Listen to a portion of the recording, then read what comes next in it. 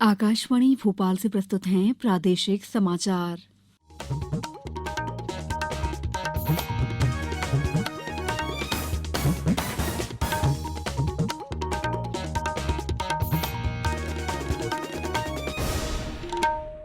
नमस्कार, समाचारों के साथ मैं दीपा सिंह। पहले एक अपील। देश में कोरोना संक्रमण में तेजी से वृद्धि हो रही है। आपसे अपील है कि आप सावधान और सतर्क रहें। 15 से 18 वर्ष के किशोर और अन्य लोगों को भी टीकाकरण के लिए प्रेरित करें। कोरोना के नए वायरस ओमिक्रॉन से चिंताएं बढ़ गई हैं। बचाव के लिए कृपया इन 3 आसान उपायों का पालन अवश्य करें। मास्क लगाएं, 2 गज की सुरक्षित दूरी बनाए रखें, हाथ और चेहरा साफ रखें। कोविड संबंधी किसी भी जानकारी और मार्गदर्शन के लिए राष्ट्रीय हेल्पलाइन नंबर 01123978046 और 1075 पर संपर्क करें। अब समाचार विस्तार से। उत्तर प्रदेश विधानसभा चुनाव के दूसरे चरण और गोवा तथा उत्तराखंड में एक ही चरण में होने वाले विधानसभा चुनाव के लिए आज अधिसूचना जारी होने के साथ ही नामांकन भरने की प्रक्रिया शुरू हो गई है। उत्तर प्रदेश में 10 फरवरी से 7 मार्च के बीच 7 चरणों में मतदान कराया जाएगा। उत्तर प्रदेश में 9 जिलों के 55 विधानसभा क्षेत्रों में दूसरे चरण का मतदान 14 फरवरी को होगा। इसके अलावा गोवा और उत्तराखंड में एक ही चरण में मतदान होगा। गोवा की 40 और उत्तराखंड की 70 सीटों पर 14 फरवरी को वोट डाले जाएंगे। उत्तर प्रदेश में चुनाव के दूसरे चरण और गोवा तथा उत्तराखंड में 28 जनवरी तक नामांकन भरे जा सकेंगे। प्रधानमंत्री नरेंद्र मोदी दुनिया भर में सबसे लोकप्रिय नेता के रूप में उभरे हैं।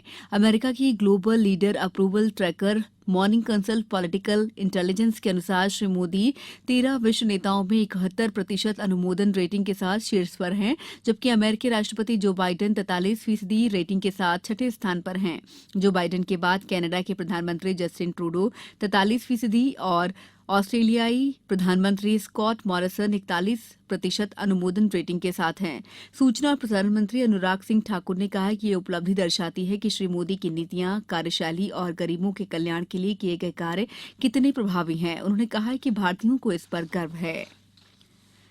राष्ट्रव्यापी कोविड टीकाकरण अभियान के तहत अब तक 160 करोड़ 43 लाख से अधिक कोविड रोधी टीके लगाए जा चुके हैं।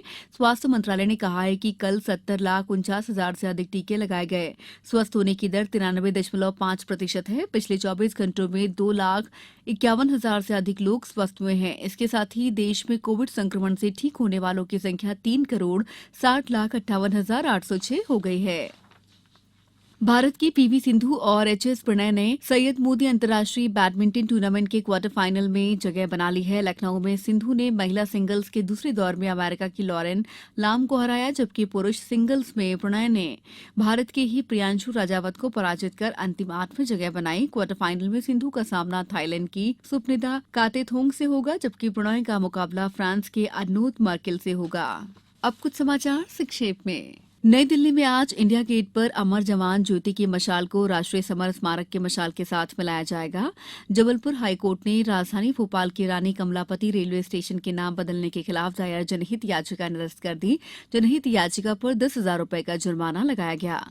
होशंगाबाद जिले की सभी नगरीय निकायों में मास्क ही है जिंदगी अभियान चलाया जा रहा है। यह अभियान 20 दिन चलेगा।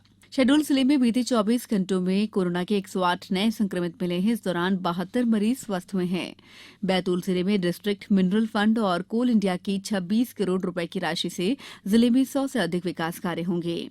टीकमगढ़ जिले में पिछले 24 घंटे में 11 नए मामले मिलने से सक्रिय मरीजों की संख्या बढ़कर 125 हो गई है।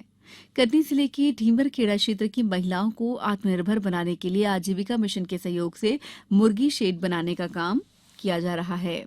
20वें एएफसी महिला एशिया कप फुटबॉल टूर्नामेंट के ग्रुप ए में मुंबई के डीवाई पाटिल स्टेडियम में कल खेला गया भारत और ईरान के बीच मैच ड्रॉ रहा।